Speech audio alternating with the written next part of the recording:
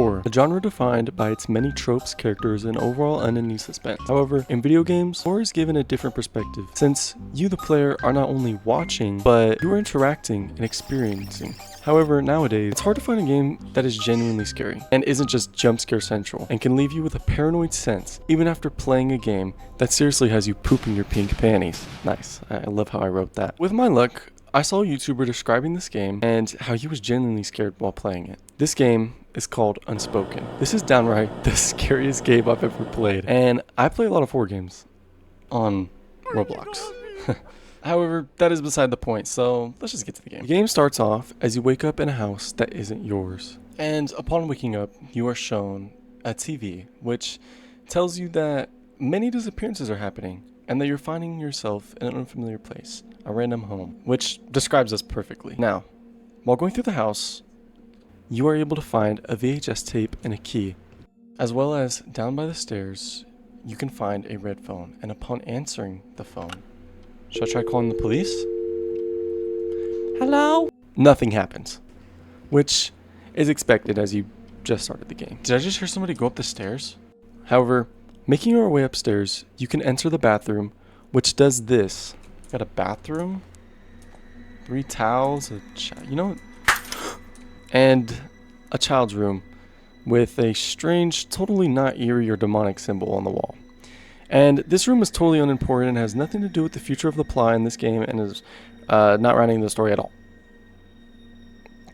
The third and final room on the top floor is locked. I already picked up the key, gang.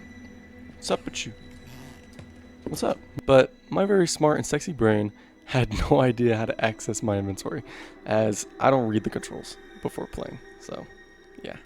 Anyways, after finally figuring it out, you were presented with 2 dead victims who are named Daniel and Susan.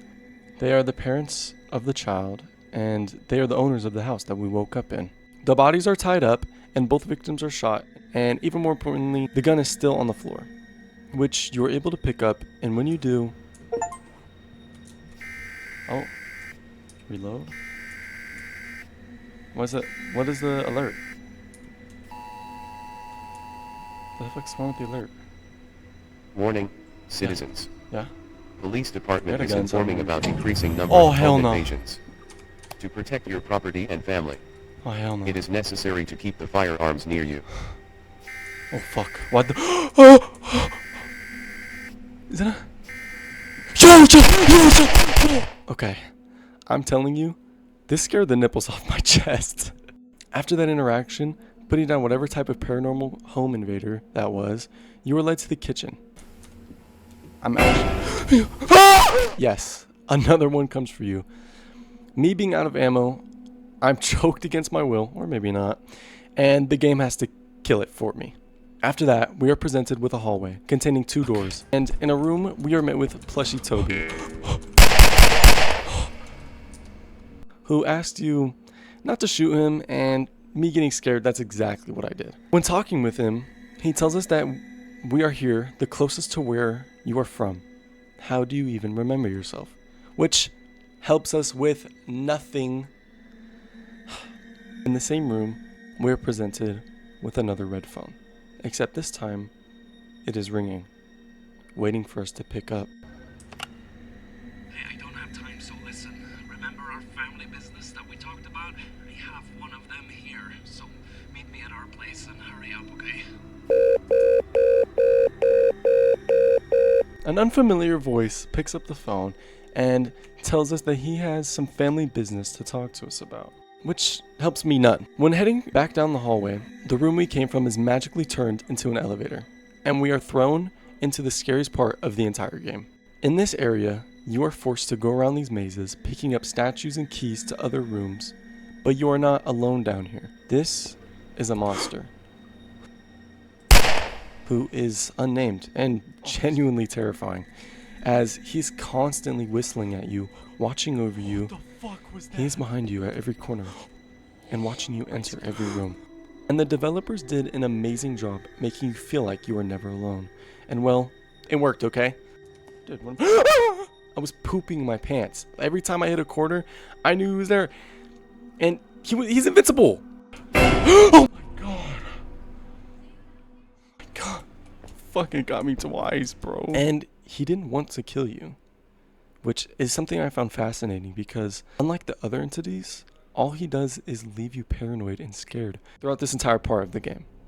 Anyway, after traversing and collecting items, you are brought to a room where the door on the other side is forced open.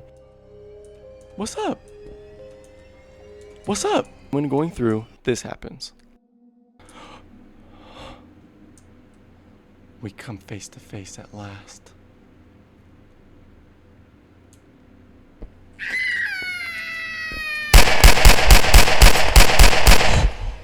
Shot that little bitch. Yeah, I shot that little bitch. We are tagged by this little girl who I can only assume is the kidnapped daughter from the main house, which we later find out her name is Alice. After this, once we use all of the statues for the correlating symbols and the door opens, you are taken through a hallway, and upon opening the door... Is that at me?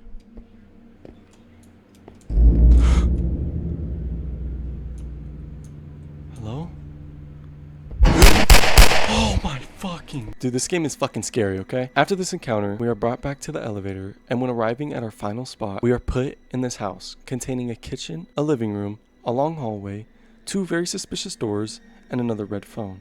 Oh, and also a bathroom. You are brought through this section multiple times. In each location, something is there for you. On the first time, in the kitchen, you are given the final news article telling us about a family under investigation as Church's residents might be involved in acts of burglary.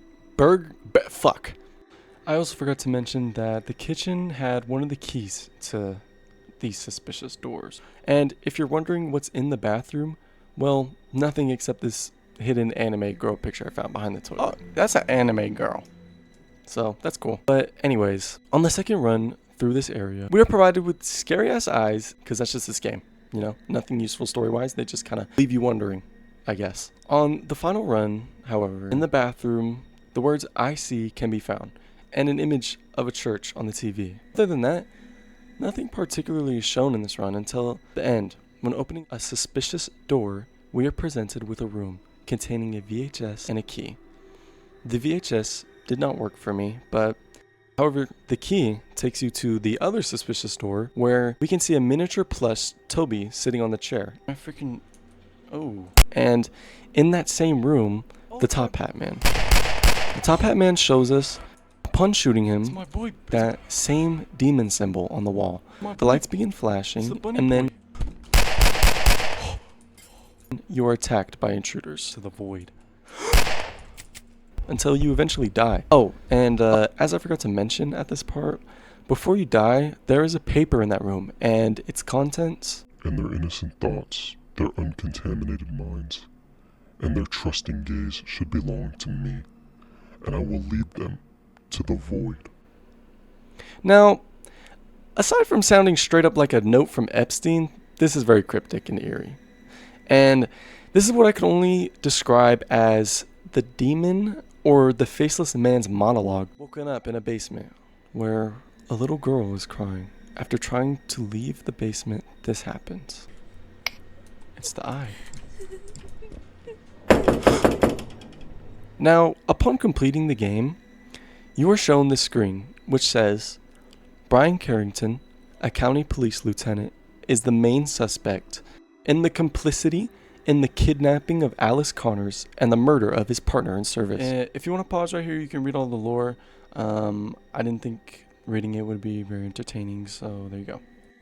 Now, if you're wondering, well, Dylan, that story didn't really make sense. That's because I didn't want to spoil the entire story.